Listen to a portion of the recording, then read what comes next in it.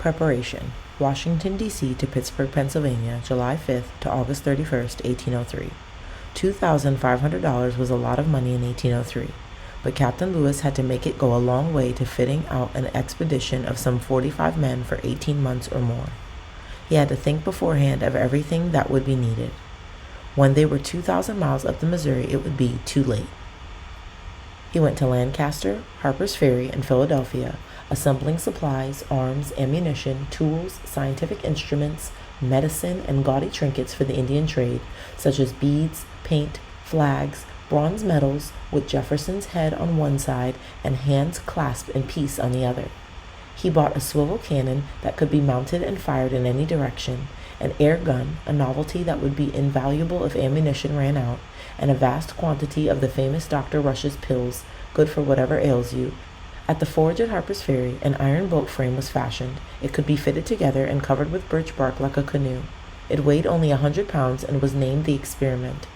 At Philadelphia, Lewis studied with scientists the art of determining latitude and longitude and the mysteries of taking astronomical observations. He would need to use everything he could learn. In the whole expedition, there was not a doctor, a scientist, or an artist. The two captains would have to do their best at being each or all of these. Finally, he made arrangements for shipment of all supplies to Pittsburgh by wagon. Lewis spent the winter in the Pittsburgh boatyard supervising the building of the bateau, or river barge, which would carry the main part of the expedition. The boat builders were addicted to hard liquor and caused exasperating delays. It was August 31st before the barge was launched and started down the Ohio. Near Cincinnati, the river was so low that Lewis hired local ox teams to haul the heavy barge over the sandbars. It was October before he reached Louisville, where Clark was impatiently waiting with a number of young Kentuckians, all eager for the trip.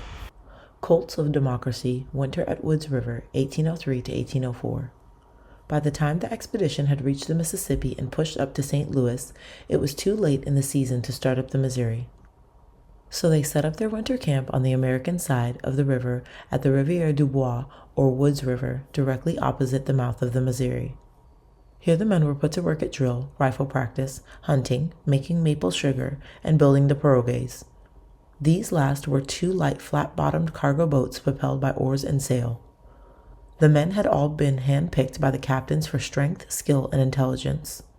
Seasoned campaigners and Indian fighters laughed at cocky young greenhorns from Virginia. Army men swapped yarns with backwoods hunters and trappers. Strangers sized each other up around the campfires. In the ordeal ahead, they were soon to learn the stuff each was made of. Sergeants Floyd, Ordway, and Pryor were Army regulars. Durer was a French-Canadian, a lean, silent half-breed who knew the Indian Sign Language and was a master craftsman of the wilderness. 16-year-old George Shannon, the youngest of all, had run away from home and school, hungry for adventure. The Field brothers, Reuben and Joseph, were athletic Kentuckians. Pat Gass, with his Irish brogue, was a fine carpenter as well as a professional soldier, and John Coulter was a man born to the wilderness. Cruzat was a one-eyed French riverman whose fiddling was to be the life of the party. There was York, Clark's huge Negro slave, a good cook, an easy laugher, and dancer to Cruzat's fiddling. They were all untamed colts of democracy, high, wide, foxy men, footloose and free and raring to go.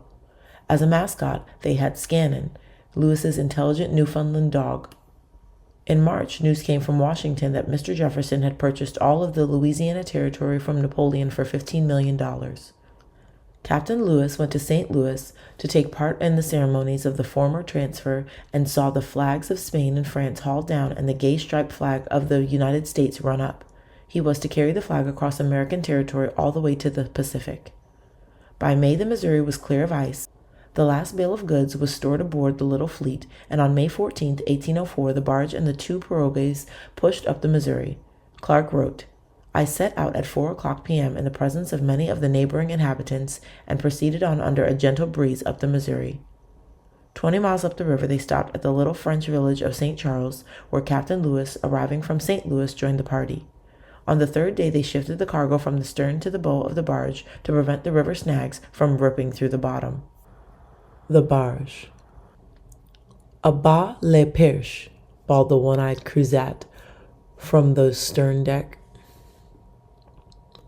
"A bas les perches. A bas les perches," bawled the one-eyed Cruzat from the stern deck where he stood at the tiller. The oarsmen facing aft lowered their long poles till they caught on the river bottom. Throwing their weight forward on the poles as one man, they pushed down the cleated catwalks along the gunwales of the boat. When the men reached the stern, Cruzat shouted, "Levez les perches." The men lifted their poles and returned to the bow. The barge had pushed several lengths upstream. This routine was repeated with mechanical regularity hour after hour. When the channel was too deep for the poles, 22 men manned the long oars and pulled the barge steadily against the current. Where it was possible to walk or scramble along the shore, the men towed her by a 1,000-foot length of cordelle attached to the top of the mast. A guide rope or bridle fastened to the ring in the bow kept her from swinging sideways. In the bow, a husky lookout or bowsman kept her clear of the banks with a long pole. When there was an obstacle on the bank, the cordelle was taken upstream and tied to a tree. The men on the boat then pulled the barge around the obstruction. This was called warping. The shifting prairie wind was a pusher and booster that often puffed out the barge's big square sail and doubled her speed.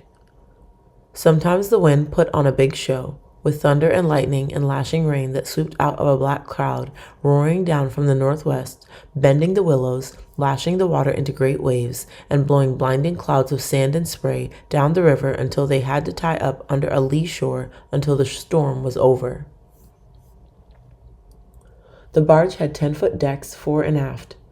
The forward cabin was for the captains, and the after cabin was used as a sick bay and for the crew. Along the inside of the barge were lockers with doors that could be raised to make a rampart against attacks. There were 2 small escort boats or piriguets. The larger was known as the Red Piriguet and was manned by 7 French voyageurs. The smaller was called the White Piriguet and had a crew of 6 soldiers. It was planned that the barge was to return from the winter camp on the upper river to St. Louis with specimens and reports for the president in Washington. At night the men camped and cooked, ate, and slept ashore.